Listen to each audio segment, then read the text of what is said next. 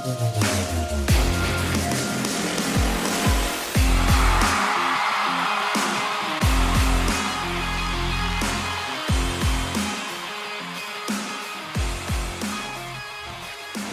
the Indianapolis Colts trade up to ensure that they walk out of this draft with Tyler Warren, tight end, out of Penn State? Very legitimate question. After all, we all know that the Colts are going for a tight end at some point in this draft. Like, that's the absolute worst kept secret, maybe in the entire league. I may be over exaggerating that a little bit because I'm so in tune with the Colts, but there is no one that would look at the Colts and say they have a single tight end worth mentioning on this team. That's no disrespect to any of the guys we have. I'm just telling the truth as it stands. Now, there's some of you that when I ask this question, you're going to say, it's not even a discussion. Like, of course, if that's your guy, you got to go draft him. You're going to be pounding the table. You're going to be saying, bargain bin Ballard, you got to go make a deal. I'm tired of you coming up short. When's the last time you won the division? All this type of stuff that has absolutely nothing to do, by the way, with the question at hand. I ask you to relax, because the answer to the question might be yes. Like, I may actually agree with you, but I'm not going to sit there and pretend that it's just a simple decision to make to go up and trade further into the first round or higher in the first round. It depends on quite a few things. For starters, it is very, very easy to just go out there and say, of course, the Indianapolis Colts should trade up from behind the keyboard online. I mean, you're practically anonymous. There's no consequences for you if the trade doesn't work out. And there's no one to hold you accountable if you have the wrong take and in a few years' time it looks like a bad decision, and then you're sitting there holding it against Chris Ballard like you weren't saying that's what you wanted to do too at the time, okay? This is not a Madden franchise. You don't get to just start a new one, shut off the PlayStation, turn it back on, and be done with it if you make a bad decision. This is real life. So if you're one of these people that says, oh, all it would take is the 14th pick and a third-round pick, what the hell did you even get in the third round anyway when compared to a Tyler Warren? Well, excuse me. When Chris Ballard is drafting, there's quite a few things you might get in the third round. You get Bobby Okereke. You get Josh Downs. You get Bernard Raymond. You get Julian Blackmon. You get Nick Cross. Hell, after this season, this list may need amended. You get Matt Gonsalves if he delivers. That's who you get. Those are damn good players. In fact, some of them you can even call great players. Now, sure, you're going to miss on a few also, but a third rounder is absolutely nothing to sneeze at all. Like, this is not the NBA. Every single pick matters. That's the beauty of the NFL in many ways. You've got dudes in the sixth rounds that turn into elite players, Hall of Fame players, and then you have dudes that are drafted in the first round 3 years ago that you can't even recall off the top of your head now. They're nobodies. So the idea of a third round pick being something that you could just willy-nilly get rid of like it's no big deal, it's a short-sighted way to look at it, and one that lacks kind of a historical perspective, not even of the league, just the Indianapolis Colts, just the past 7-8 years. It's not to say that the Colts wouldn't do that or just absolutely shouldn't do that. I mean, we were told that last year they flirted with the idea of trading up for Brock Bowers, which in hindsight would have absolutely been a fantastic move. But I'm simply just trying to prove the point. A third round pick is not pixie dust, okay? It's not Matt Gay making a field goal from 50 plus yards. It's not a figment of our imaginations. It's a very, very real, legitimate pick with legitimate talent all over the board, starting quality talent when you're on the clock. So let's just get that part right out of the way. If you're sitting there and saying, yeah, just give up whatever picks it takes to go up there and get them because you have to, not so fast. I'm not going to let you get away with that. Another thing to get out of the way while we're at it, we're doing a giveaway over here, the first ever giveaway, and I promise you, one of the easiest giveaways you've ever been able to enter your entire life. That being said, I'm going to show you the prize first. Let me pull up the camera on my end to make sure you can see everything, okay? There's going to be 2 winners, 2 people that follow me on X. That's all you have to do. The link is in the description of the episode. Literally just go there, hit follow, you're entered. I have 2 paintings, one of which, and this is the grand prize, this is the big kahuna. Peyton, you know the commercial? Peyton Manning, the sheriff. You will win this and a handwritten note from yours truly. One of you will win that. Then another one of you will win a very similar painting, but it's of the linebacker formerly known as Darius, Shaquille Leonard. Again, with a handwritten note as a token of my appreciation for you being here at this juncture and what it is that we're building. Literally, all you have to do is follow me on X at Justin RTB Colts. You don't have to like, comment, none of that. Nothing.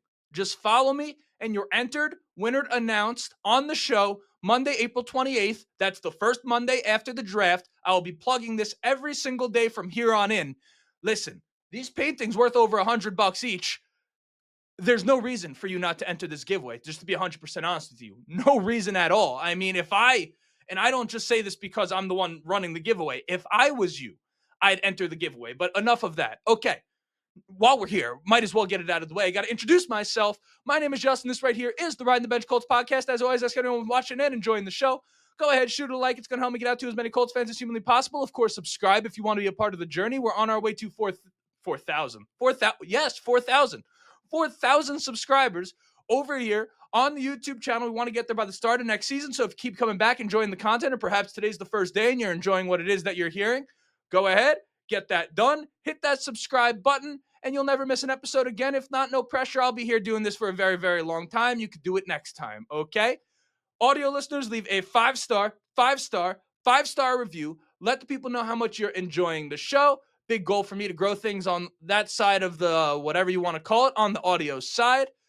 If you're engaging in the YouTube comments, be civil, okay? You don't know what the person on the other side of the keyboard is going through today. We have some of the most intelligent Colts fans, some of the most insightful, thoughtful Colts fans on planet Earth that come here and engage. I appreciate it. So if someone comes in and gives a take you don't agree with, just take it as an opportunity to educate them and give your side of things. There's no real reason to degrade them or name call or anything like that. It's just not what we're trying to do over here. Plenty of other pages will be just fine with you doing that type of thing, and you could go there and do it over there. Now, back to the question at hand. Now that I've wasted, I don't know, freaking feels like 2 hours of time talking about all this other stuff, let's get back into the idea of the Colts trading up for a Tyler Warren. And right off the bat, one of the things that I have to say, the tight end position is so tough to evaluate for really a number of different reasons. Like, you have to understand something about the tight end position. These guys, these tight ends, these in many ways are the unicorns of the NFL. Like, these are some of the most versatile athletes that the league has to offer. They're essentially linemen with wide receiver skills. They're like edge rushers that can run routes and catch. I mean, these dudes are something else. Given that, a lot of them can be productive at the college level. They're freaks. Like, in the NFL, the margin between the best team in the league and the worst team in the league in terms of talent and ability is very, very slim. Like, you're just not going to go out there and punk these dudes, even if they're on the worst team in football, unless I guess you're like a Hall of Fame generational talent. If you're that special, you're that special. But most guys just are not, okay? Now, college guys are also special athletes, but more so in the way that they make me and you look like Butterbean, not like that they're going to go. I mean, there's dudes in college that, how can I put it? Well, unlike the NFL, the gap, and you'll relate to this if you watch college football in any capacity, or perhaps you don't watch college football because you can't trust it to be competitive. The gap on any given Saturday in college can be massive. I mean, you have teams getting blown out 60-7 just about every week in some capacity. Like, you have guys out there defending, for example, there are dudes this year defending Colston Loveland. This isn't a shit on Colston Loveland piece, okay? I'm just saying. There's dudes out there defending him that were working on their resume and putting it on ZipRecruiter when they were during the season, okay? They're shopping for business casual attire and looking for internships. They had no shot at the league, some of these guys. I mean, those are some of the dudes being fielded in college. That's not to put those guys down. That's just the damn truth. My point in bringing that up is that it's very, very hard to tell if a tight end is going to translate to the league because they're such special athletes and because the talent gap can be so vast in college. A guy that produces in college, I mean, he's a man amongst boys. He's an anomaly. But when he gets to the NFL, he's a man amongst men. He's just potentially another guy, unless he's very, very special. So when you're looking at a tight end and you're looking at their college tape, you do have to really determine, Is there something different here with this player? Is there some sort of really unique physical trait that you can't teach? And coming to the right conclusion when you're trying to determine that is much easier said than done. It's why the position is so notorious for not translating to the NFL. I mean, there's guys who were spectacular, generational talents in college at the tight end position that come into the league and just can't get it done. My general rule of thumb when I'm evaluating a tight end is simple. It's not foolproof, may I add. Again, very tough to evaluate, but the logic, I think, is sound. Is the tight end that you're watching able to get more out of the play than was drawn up to be gotten out of the play? Like when you're watching their tape, is it littered with playmaking ability when he has the ball in his hands? Like, sure, it's great to be sure handed, it's great to get open, it's great to make a contested catch. But when the ball is in this tight end's hands, is he making the guys on the other side of the field, on the defense, look like college players? Like, does he look like a man amongst boys when he's running with the ball? Because however good he is at that in college, he's likely to be not quite as good at it in the NFL due to the closing gap of talent. I can tell you Tyler Warren absolutely looks that way on tape at Penn State. Colston Loveland, not quite as much. Like even in his best games against Illinois and Fresno State. Thank you, by the way, for whoever it was that recommended those. I did go watch. He looked pretty good, but I think I'll be honest. I don't think it changed my opinion on him much at all. I'm not seeing a guy in Colston Loveland that doesn't just. I don't know. I'm not sure he doesn't just blend in as any other tight end when he gets to the league. Like, sure, he could go out there and play. The guy knows how to play tight end.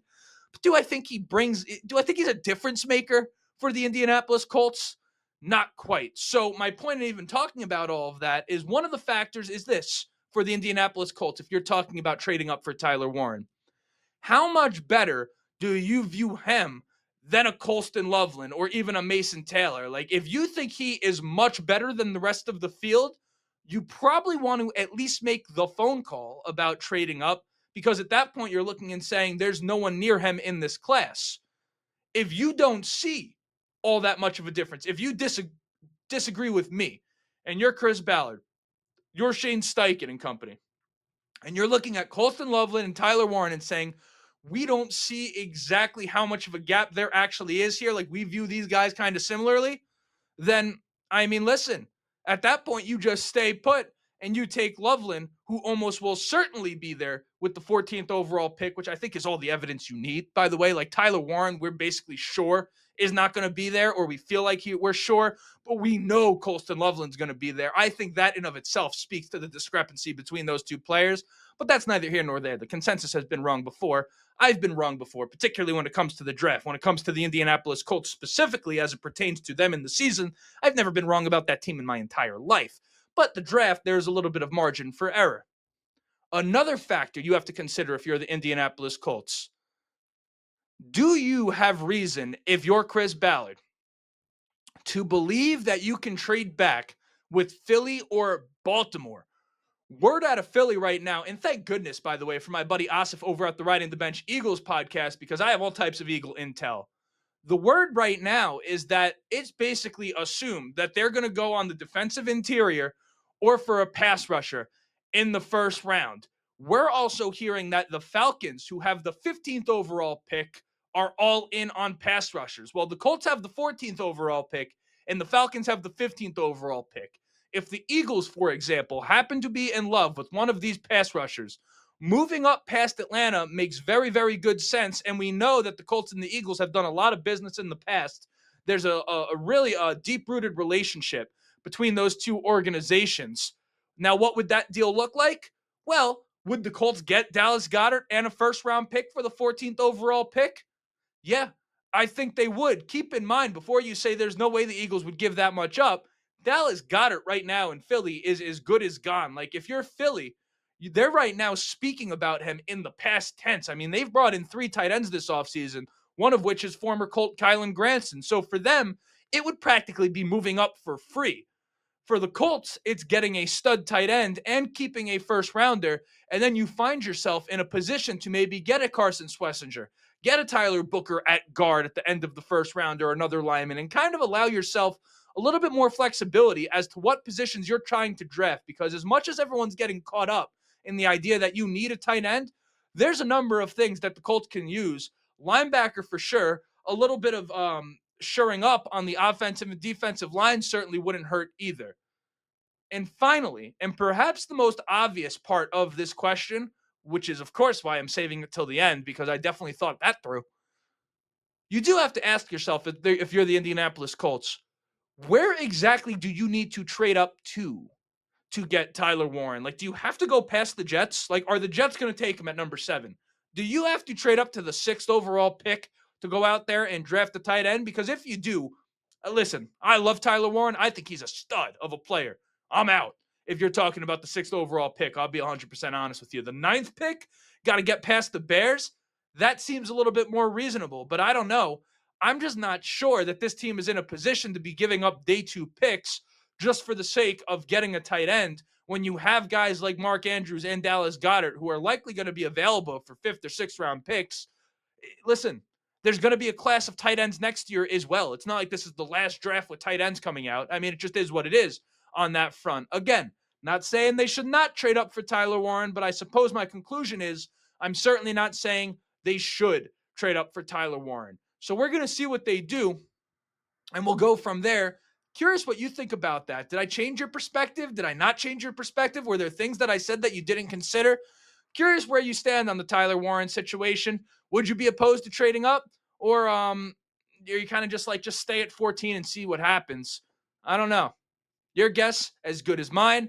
That's the issue with draft season. We're talking about talking until the picks are actually made. But until next time, my name is Justin. This right here is the Behind the Bench Colts podcast. Follow on X if you have not yet. Win yourself some free Colts memorabilia.